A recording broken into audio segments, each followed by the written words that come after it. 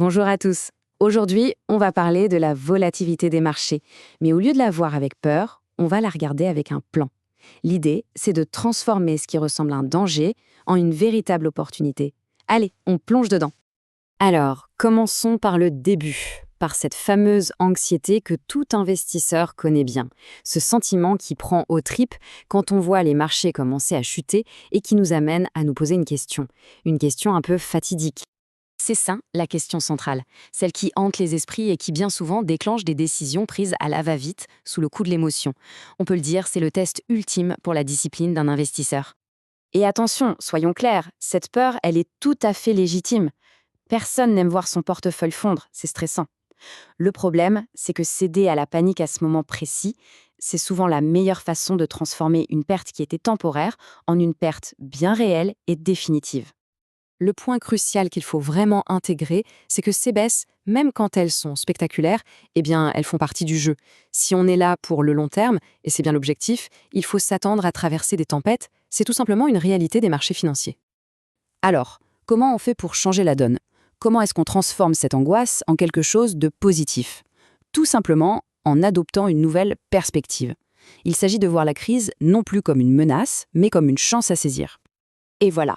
C'est vraiment le cœur de notre discussion d'aujourd'hui. C'est un changement de mentalité qui est radical. Au lieu de subir passivement, on va agir, et agir activement pour tirer parti de la situation. En fait, pendant une baisse, il y a deux chemins qui s'offrent à nous. Le premier, c'est celui de l'émotion. Il mène presque toujours à la vente panique, au pire moment possible. Et puis, il y a le second chemin, celui de la stratégie.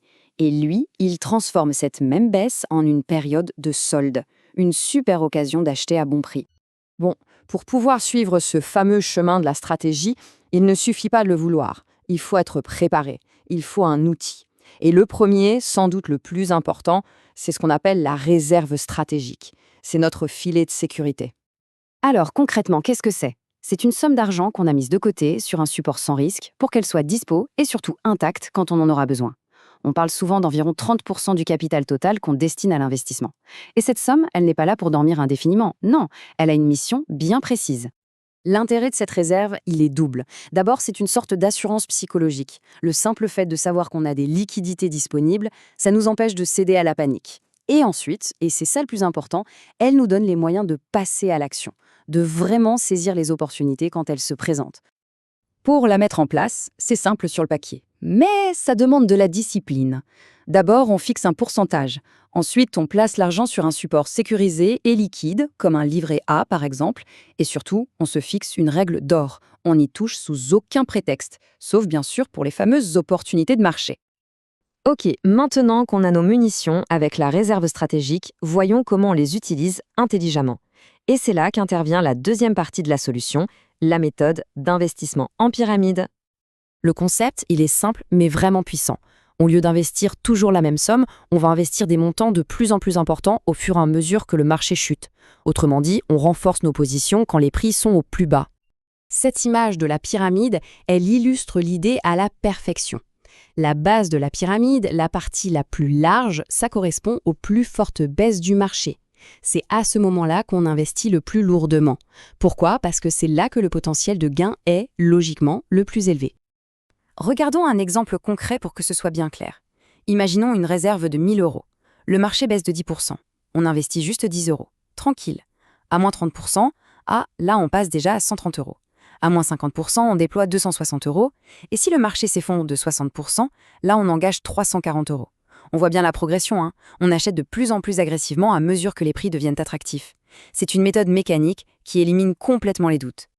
Et voilà comment on change complètement de perspective. Un crash boursier, tout d'un coup, ça ne ressemble plus à une catastrophe. Non, ça devient la meilleure période de solde de l'année pour un investisseur qui s'est bien préparé. Évidemment, pour que cette stratégie fonctionne, la discipline est absolument essentielle. D'ailleurs, elle est justement conçue pour nous aider à éviter les pièges émotionnels les plus courants. Les 3 erreurs capitales que ce plan permet d'éviter, c'est primo, investir 100% son capital d'un coup, ce qui nous laisse sans aucune ressource en cas de baisse. Secondo, utiliser de l'argent dont on pourrait avoir besoin à court terme, ce qui nous forcerait à vendre au mauvais moment. Et bien sûr, la vente panique, l'ennemi numéro 1 du rendement à long terme. Et on peut même en ajouter 2 autres. Changer de stratégie tout le temps, au gré des émotions du moment. Et aussi essayer de timer le marché, c'est-à-dire de deviner le point le plus bas. Ça, c'est quasi impossible. La grande force de la pyramide, c'est qu'on n'a pas besoin de deviner. Au final, l'objectif ultime de cette combinaison, la réserve stratégique et l'investissement en pyramide, c'est de nous offrir une nouvelle façon d'investir, une méthode plus sereine et surtout beaucoup plus efficace. Le point crucial, il est donc là. On sort l'émotion de l'équation. La peur, l'avidité, le doute, tout ça, c'est remplacé par un simple plan d'action. Quand le marché atteint moins 20%, on sait exactement quoi faire. On n'a plus à réfléchir, juste à appliquer les règles qu'on s'est fixées à l'avance à tête reposée. Et cette citation de Warren Buffett, elle illustre parfaitement la philosophie derrière cette stratégie. La réserve et la pyramide, ce sont les outils qui nous permettent d'être avides, c'est-à-dire d'acheter, quand la peur paralyse absolument tout le monde. Alors, pour conclure, une question simple mais qui est essentielle. Les baisses de marché, c'est inévitable. Elles arriveront, c'est une certitude. La vraie question n'est donc pas de savoir si elles auront lieu, mais plutôt, est-ce que notre plan sera prêt quand elles se présenteront ?